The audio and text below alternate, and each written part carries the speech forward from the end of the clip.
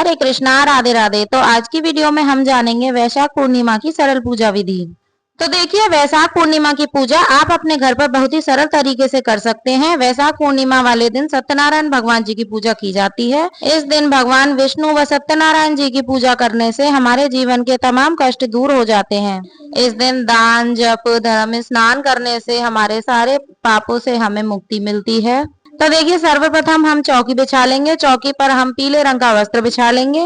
फिर वहां पर हम गणेश जी, भगवान विष्णु भगवान जी की मूर्ति, फोटो, जो भी स्वरूप आपके पास है आप विराजमान कर लें। और यदि आप लड्डू गोपाल जी की सेवा करते हैं तो आप उन्हें भी विराजमान कर लें। तो अब हम सभी को यहाँ पर भाव रूपी स्नान करवाएंगे। जल के छींटे लगाकर लड्डू गोपाल जी को हमने पहले ही स्नान करवा दिया है। आज के दिन आप लड्डू गोपाल जी को पंचामृत से स्नान करवाएं। फिर उसके बाद एक देसी घी का या फिर तिल के तेल का दीप प्रज्वलित करेंगे। फिर उसके बाद हम सभी को वस्त्र स्वरूपी का अलावा समर्पित करेंगे। फिर उसके बाद हम सभी को चंदन व रोली से तिलक करेंगे। पूर्णमासी वाले दिन चंदन का विशेष महत्व होता है, क्योंकि विष्णु भगवान जी को पीला रंग अति प्रिय है। वैशाख का महीना भगवान विष्णु जी को समर्पित होता है।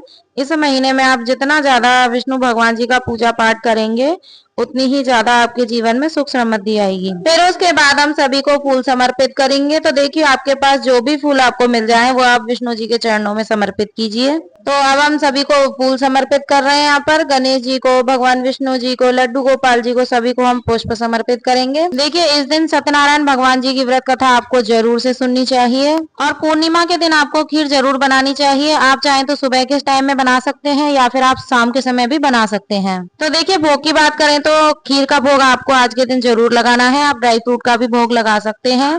फलों की बात करें तो आप कोई भी सीजन का फ्रूट भोग लगा सकते हैं।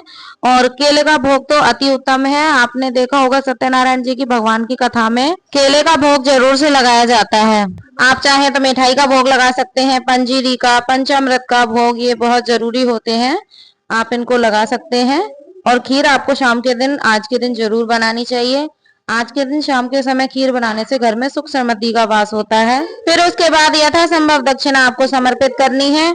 और सारे जो भी भोग हमने लगाए सब में तुलसी दल अवश्य डालेंगे, क्योंकि बिना तुलसी दल के श्री हरि विष्णु भोग ग्रहण नहीं करते हैं। फिर उसके बाद हम सभी को धूप दीप दिखाएंगे। आप इस दिन चाहें तो घर में एक छोटा सा हवन कर सकते हैं। पंडित जी को बुलाकर आप कथा भी करवा सकते हैं सत्यनारायण की, बहुत ही अच्छा माना जाता है।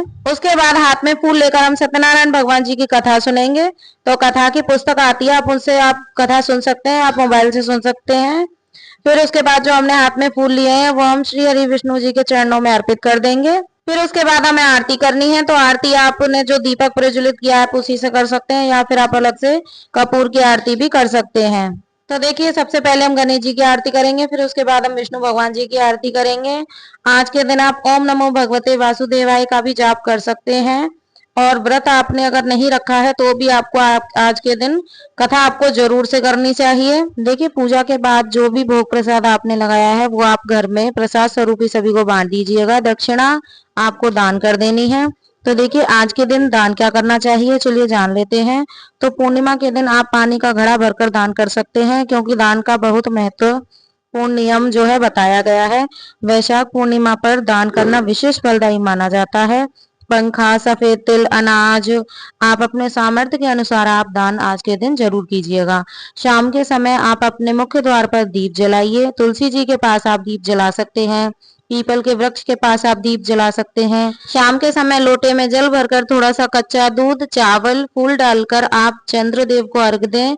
ओम नमो भगवते वासुदेवाय नमः का जाप करते हुए आपको जल अर्पित कर देना है। अगर आप अलग से चौकी लगाकर पूजा नहीं करना चाहते हैं तो आप मंदिर में ही छोटा सा पूजन आप कर सकते हैं।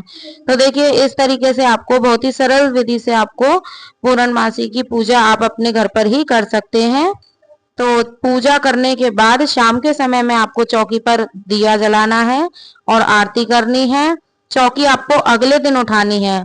लड्डू गोपाल जी को आप पूजा के बाद आप जहां आप उन्हें बिठाते हैं वहां बिठा सकते हैं। रात में आप शयन करा दें उनको। और चौकी आपको अगले दिन उठानी है, उस दिन आपको चौकी नहीं उठानी है। तो मिलते हैं नेक्स्ट वीडियो में, तब तक के लिए राधे राधे, हरे कृष्णा।